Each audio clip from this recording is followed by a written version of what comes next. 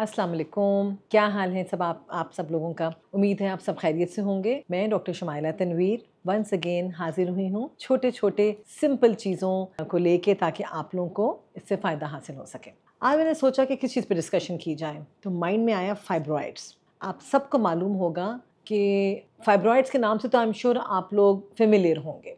अब फाइब्रॉइड है क्या? ये एक रसौली है जो कि गोश्त की बनी हुई होती है और बच्चेदानी में होती है। अच्छा, मुझे कैसे ख्याल आया कि मैं इसके ऊपर टॉक करूं। एक पेशेंट आई और उन्होंने मुझसे पूछा कि मेरे अंदर रसौली है, क्या ये नर है या मादा? मुझे सुन के बड़ा मजा आया। मैंने कहा अच्छा, नर और मादा भी होती हैं? कहती है मैडम आपको नहीं पता, ये तो रसौलियां नर होती हैं। मैंने कहा उनमें क्या फ़र्क होता है कि नर जो होती है ना वो मादा पे हावी हो जाती है, नर जो है वो कैंसर कर देंगी और मादा जो है वो कुछ नहीं करेगी और वो आपको तंग भी नहीं करती। मैंने कहा भाई ऐसी कोई बात नहीं है। यहाँ से मेरे माइंड में ये बात आई कि इसके ऊपर छोटी सी टॉक करनी चाहिए। नंबर 1, फाइब्रॉइड क्या चीज़ है? फाइब्रॉइड एक ऐसी रसौली है जो कि गोश्त से बनी हुई है, बच्चेदानी के अंदर होती है। कहाँ पर होती है जी? बच्चेदानी के मुख्तलिफ हिस्से होते हैं। टॉप मोस्ट एरिया जिसे फंडस कहते हैं, सेंटर में उसकी बॉडी होती है और यूट्रस की मुंह के ऊपर जिसे सर्विक्स कहते हैं।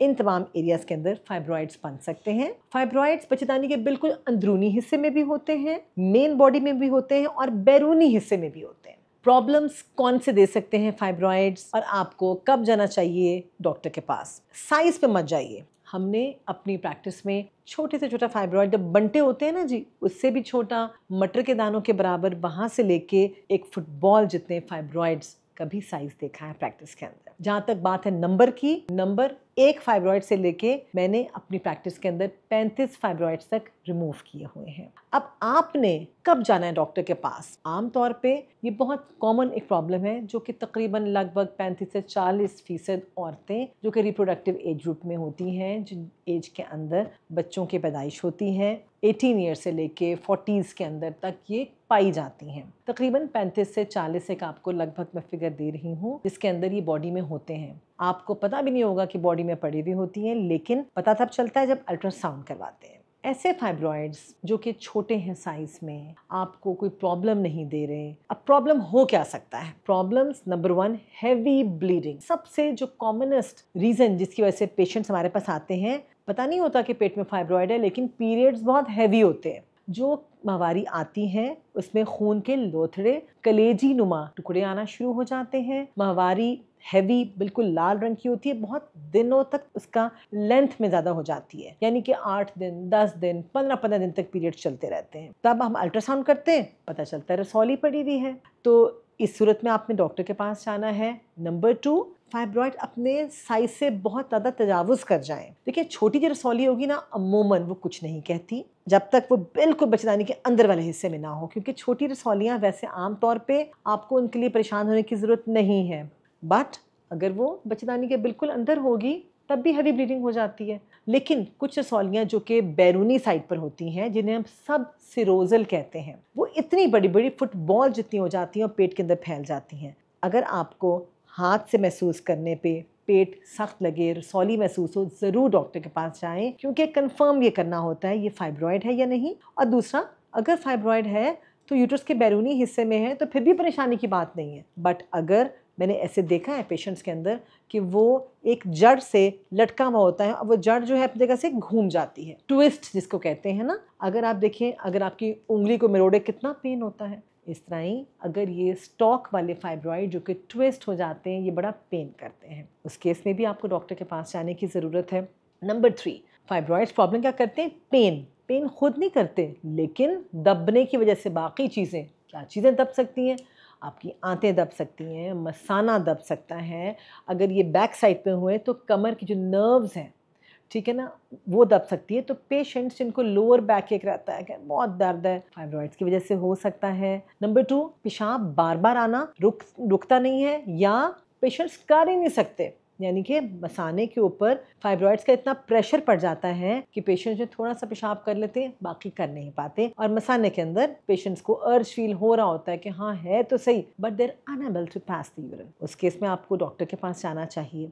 इसके अलावा अगर आपको बांझपन है, प्रेगनेंसी नहीं हो रही, वहाँ पर भी फाइब्रॉइड्स का रोल आ जाता है। अब ये पूछते हैं लोग कि जी क्या हर फाइब्रॉइड ही बांझपन करेगा? नो, ऐसा नहीं है। जो फाइब्रॉइड्स बैरूनी तौर पे हैं, यूट्रस के बाहर हैं, जिन्हें हम सब सिरोजल फाइब्रॉइड्स कहते हैं, वो आपको कुछ नहीं कहेंगे सवाई ये कि पेन कर सकते हैं, प्रेशर सिम्टम्स। जो यूट्रस की बॉडी के अंदर होते हैं वो भी अमूमन, जो इन्हें हम इंट्राम्यूरल फाइब्रॉइड्स कहते हैं, अमूमन ये भी ज़्यादा तकलीफ नहीं देते पेशेंट्स को, लेकिन हैवी ब्लीडिंग हो सकती है, पेन कर सकते हैं। प्रॉब्लम्स होता है सब म्यूकोजल फाइब्रॉइड्स के अंदर, जो कि बच्चेदानी की लाइनिंग के अंदर है, जो उनकी दीवार से भी अंदरूनी तौर पर है।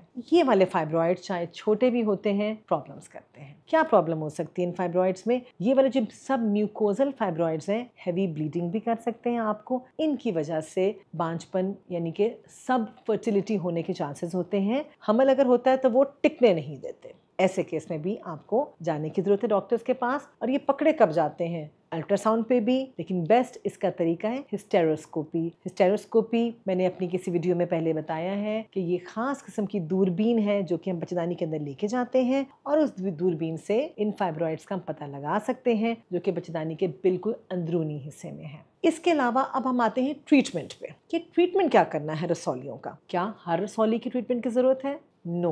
जिस तरह मैंने बताया, छोटी छोटी पड़ी हुई होती हैं, पीरियड्स आपको रेगुलर आ रहे हैं, कोई पेन भी नहीं हो रहा, नॉर्मल पीरियड्स आते हैं, 4 से 5 दिन के बाद ख़त्म हो जाते हैं, तो इनका कोई ट्रीटमेंट ज़रूरत नहीं होती इनके लिए। लेकिन फरिश्ते की निगाह रखनी है आपने इनके ऊपर। अल्ट्रासाउंड कराती रहिए हर 6 महीने के बाद। पेशेंट्स हमसे सवाल करते हैं, क्या ये रसौलियाँ कैंसर में तब्दील तो नहीं हो जाती? इसका जवाब है कि मेजर लोगों में, मेजॉरिटी लोगों के अंदर ये रसौलियाँ कैंसर में तब्दील नहीं होती, लेकिन करोड़ में से किसी एक में इनका भी कैंसर हो जाता है।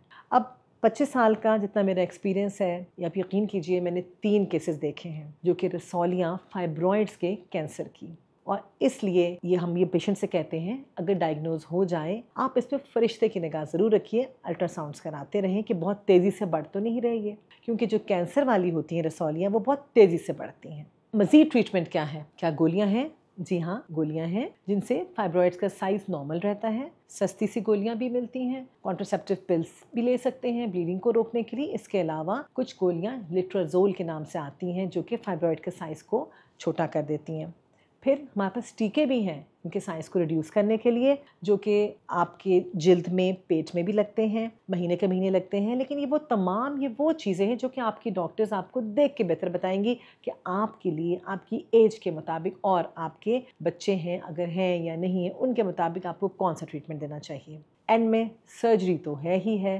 सर्जरी कराने के लिए भी ये ज़रूरी है कि आपकी डॉक्टर इस चीज़ की जाँच पड़ताल अच्छी तरह करें कि वाकई आपको ज़रूरत है कि नहीं है। देखिए, अगर आपकी एज 45 या ज़्यादा है, रसौलियाँ हैं आपके अंदर, लेकिन आपको पीरियड्स भी नॉर्मल आ रहे हैं और रसौली आपको नहीं कुछ कह रही, तो आपको क़त्अन ऑपरेशन कराने की ज़रूरत नहीं है। बेशक फाइब्रॉइड 7-8 सेंटीमीटर, 10 सेंटीमीटर के हों।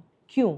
नंबर 1, आप मीनोपॉज के करीब हैं। जब मीनोपॉज करीब होता है, माहवारी बंद होने वाली होती है, ऑटोमेटिकली आपके हार्मोन्स कम हो जाएंगे और ये रसौलियाँ भी श्रिंक होना शुरू हो जाती हैं। तो ऑपरेशन आपने उस वक्त करवाना है अगर आपको सिम्टम्स आए। सिम्टोमेटिक फाइब्रॉइड्स के लिए ऑपरेशन करवाइए, अदरवाइज ऐसे ज़रूरत नहीं है। उम्मीद है आपको इन छोटे छोटे टिप्स से फ़ायदा हासिल होगा। मज़ीद डिटेल के लिए हमारे क्लिनिक में तशरीफ़ लाइए।